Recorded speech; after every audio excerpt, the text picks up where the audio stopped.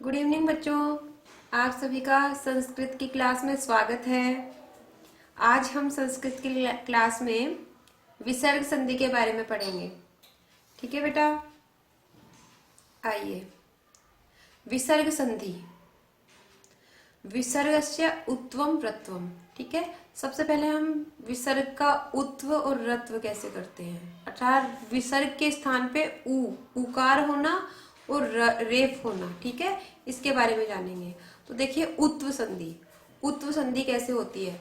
यदि ह्रस्व आकार के बाद, ठीक है, ह्रस्व आकार के बाद विसर्ग हो, ठीक है, और उसके बाद भी दूसरे वाले शब्द में भी यदि विसर्ग हो तो ऊ हो जाता है। ठीक है, तो विसर्ग को ऊ हो जाता है और फिर से दोबारा से अकार और उकार मिलकर ओ हो जाता है। ठीक है, जैसे कि, और बाद वाला जो अकार रहता है वो भी ओ में ही मिल जाता है। ठीक है, जैसे देखिए आप, अ प्लस अह प्लस अ, तो यहाँ जो अ और अह है ना, इस अ अह के स्थान पे ओ हो जाएगा। ठीक है, इस विसर्ग को पहले ऊ होगा, ठीक है, फिर अ और अह मिला के ओ हो जाएगा। ठीक है, और फिर वो ओ भी इस अ में मिलकर वो भी ओ हो करके, और ये जो अ है इस ओ की जगह पे अवग्रह हो जाएगा। अवग्रह इस तरह से, एस का सा जो साइन होता है इस तरह से। ठीक है, तो क्या होगा, पहले अ और अह इस विसर्ग के स्थान पर आप ये देखिए सीधे सीधे ओ हो जाएगा। ठीक है, ओ हो जाएगा, और जो बाद वाला आकार है इसको हो जाएगा अवग्रह। ठीक है, तो आप ये देखिए, अ प्लस उ प्लस अ इक्वल्स टू ओ प्लस अ। ठीक है, तो अ और उ को हो गया ओ। ठीक है, आप ये समझिए, यहाँ विसर्ग है, पहले विसर्ग को उ हुआ है, उ होने के बाद में ओ होता है। ठीक है, तो यहाँ अ प्लस उ हो गया ओ, और ये जो अकार है इस अकार का हो गया अवग्रह इस तरह से। ठीक है, तो अब ये देखिए, पुत्रः प्लस अस्मि है, तो पुत्रः में त्र में अकार है और फिर विसर्ग है, तो अकार और विसर्ग का तो बन गया ओ। ठीक है, और इस अवग्रह का, इस अकार का बन गया अवग्रह।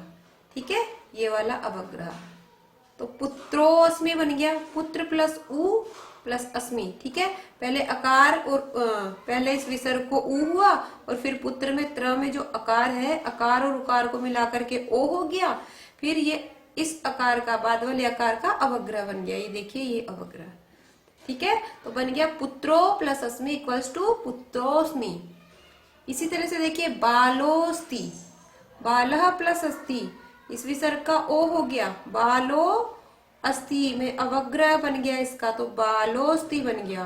कोपी, शिवोर्चः, ठीक है, इस विसर्ग को ओ हो गया, अकार का अवग्रह बन गया। ठीक है, नेक्स्ट देखिए, ह्रस्व के बाद, ह्रस्व के बाद, ह्रस्व आकार के बाद विसर्ग हो और बाद में ह्रस्व आकार के बाद विसर्ग हो और बाद में वर्गों का तीसरा, चौथा और पंचम वर्ण हो, या फिर य र ल व ह, ये 5 वर्ण हो। ठीक है, तो उस विसर्ग को सबसे पहले ऊ हो जाता है, जैसे पहले वाले में हुआ था, ऊ होगा और उसके बाद में अ और ऊ दोनों मिलकर के ओ हो जाता है। ठीक है, जैसे कि देखिए आप, रामः गच्छति है, तो रामः में अकार है, इसके बाद में रामः में ह्रस्व आकार है, इसके बाद में विसर्ग है। ठीक है, तो ह्रस्व आकार के बाद जो विसर्ग है उसको पहले ऊ हो गया, ठीक है, और उसके बाद में अकार और उकार को मिलाकर ओ हो जाएगा, और फिर उसके बाद में क्या है, गच्छति है। गच्छति क्या है, क ख ग, वर्ग का तीसरा अक्षर, तीसरा वर्ण। ठीक है, इसलिए यहाँ रामो गच्छति बन गया। इसी प्रकार देखिए, बालो हसति, य र ल व ह 5 वर्ण बताए थे, या फिर ये हो तो यहाँ य र ल व ह में से क्या है, हसति का है। ठीक है, इसलिए बालो हसति। यतो यहाँ चतुर्थ वर्ण है, त थ द ध। ठीक है, यतो धर्मः, शिवो वन्द्यः, शिवो वंद्यः में देखिए य र ल व ह 5 वर्ण बताए थे, इनमें से व भी एक है, ठीक है। तो वंद्य का व है, इसीलिए यहाँ शिवो वंद्यः बना। समझ में आ गया। नेक्स्ट चलते हैं रत्व संधि। रत्व का मतलब होता है कि रेफ होना, विसर्ग के स्थान पे रेफ हो जाना, ठीक है।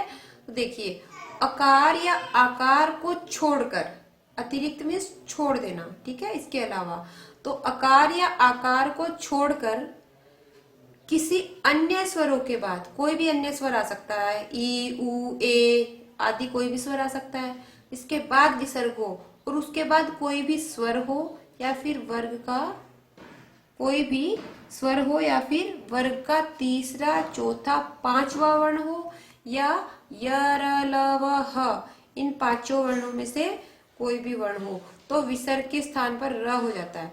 रिपीट कर रही हूं, देखिए ह्रस्व आकार या आकार को छोड़कर, ठीक है, इन दोनों को छोड़कर कोई भी अन्य स्वर आ जाए, उसके बाद यदि विसर्ग हो या उसके बाद यदि अकार के बाद यदि विसर्ग हो, अकार आकार को छोड़कर कोई भी स्वर हो और स्वर के ठीक बाद में विसर्ग हो, और जो दूसरे वाला शब्द है, बाद वाला शब्द है, उसमें या तो कोई भी स्वर हो या फिर वर्गों का तीसरा चौथा पांचवा वर्ण हो या फिर य र ल व ह इन पांचों में से कोई भी वर्ण हो तो विसर्ग का र हो जाता है, रेफ हो जाता है। जैसे हरि ही अवदत है, हरि ही में यहाँ ईकार है, अकार या आकार नहीं है, आ में से कोई भी वर्ण स्वर नहीं है, क्या है, आ को छोड़कर ई है, यहाँ हरि ही में ई है, ठीक है।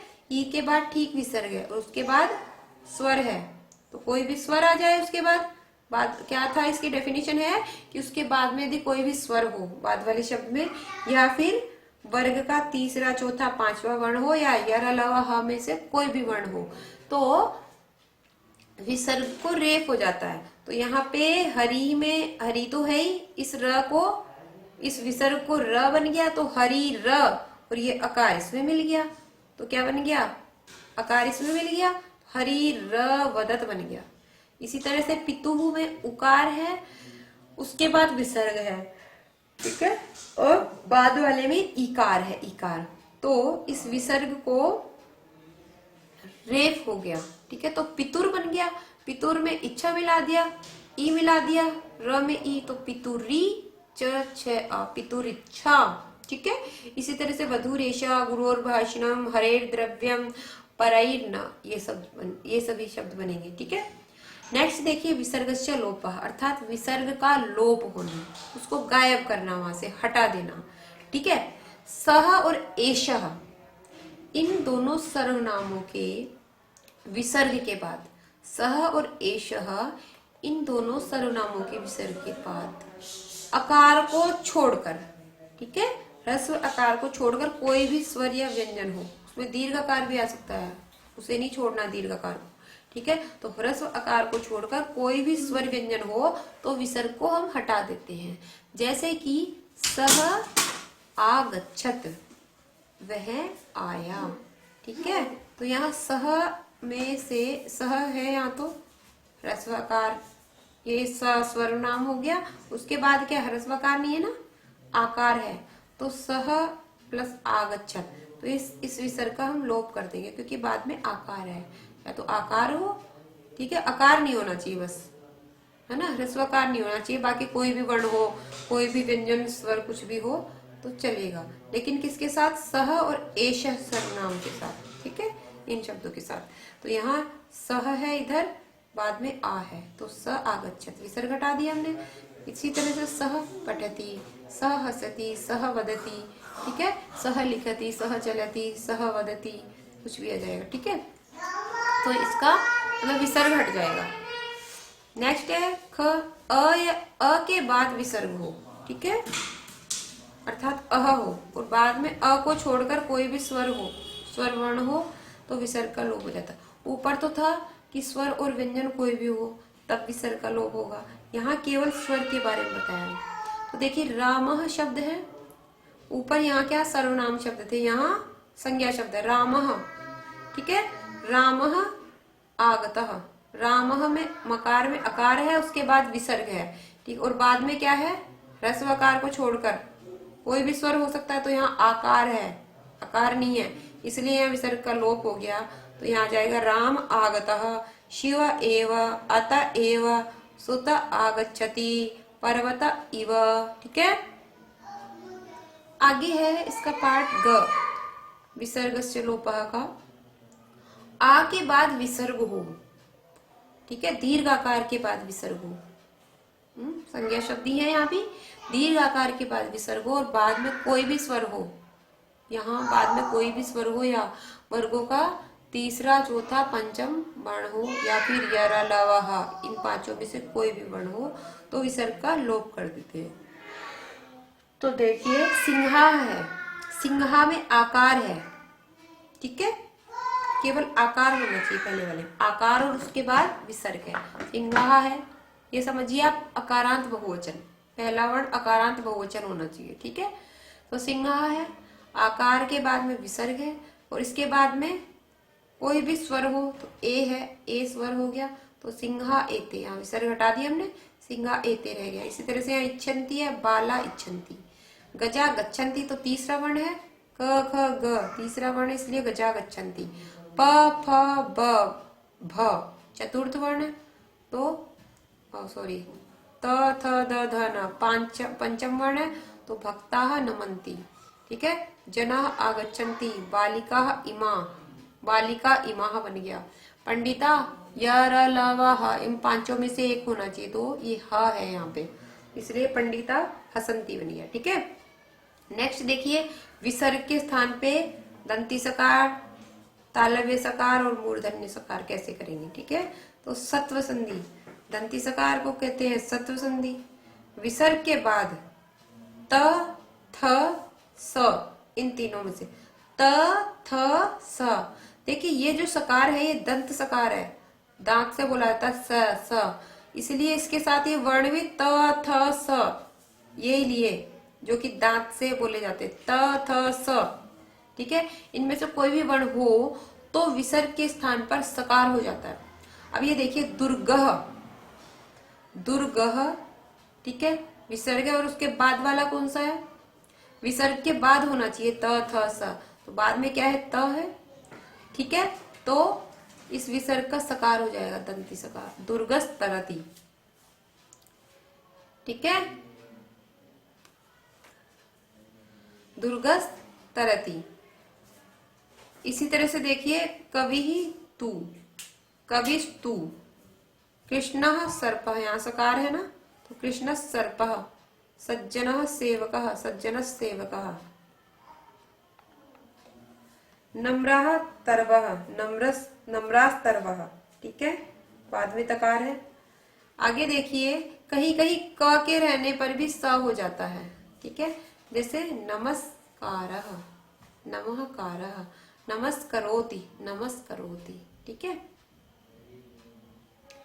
आगे देखिए शत्व संधि,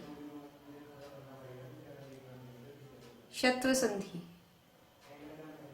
ये है विसर्ग के बाद, अभी देखिए शत्व तालु स्थान है, इसी तरह से ईचू ईशानाम तालु, ठीक है, तो चकार और छकार और शकार, ठीक है, इनका भी तालु स्थान होता है, इसलिए यहाँ पे ये शत्व संधि कही जाती है, यहाँ भी तालु अक्षरी होने चाहिए, ठीक है। तो इनमें से कोई भी वर्ण हो, च छ और श में से कोई भी वर्ण हो तो विसर्ग के स्थान पर शकार हो जाता है ये वाला, ठीक है, श शलजम वाला। तो बालः चलती, विसर्ग है इसके बाद च है, बालश चलती। प्रियः छात्र है, यहाँ छ है तो प्रियश छात्रः। यहाँ देखियो हरि, विसर्ग के बाद में श शकार है तो हरिष्येते। इसी तरह से देखिए यहाँ चकार है तो रामश्च, प्रिय शिष्यः, प्रिय शिष्यः, ठीक है। यहाँ इस विसर्ग को ये वाला शकार हो जाएगा क्योंकि बाद में ये वाला शकार है। तो आप ये देखिए इस शत्व संधि में क्या होता है, विसर्ग के बाद या तो चकार हो, छकार हो या तालव्य शकार हो, ये वाला शशल्यम वाला, ठीक है। तो विसर्ग के स्थान पे क्या हो जाता है, ये वाला शकार ही हो जाता है, ठीक है। और जो वो सत्व संधि है उसमें क्या होता है, तकार, थकार या दंती सकार, ठीक है। तो यदि या तो विसर्ग के बाद तकार हो या थकार हो या फिर दंत सकार हो तो उसको दंत सकार हो जाता है विसर्ग को। ठीक है, आज के लिए इतना ही काफी है बेटा। ठीक है, अब मैं क्लास समाप्त करती हूँ।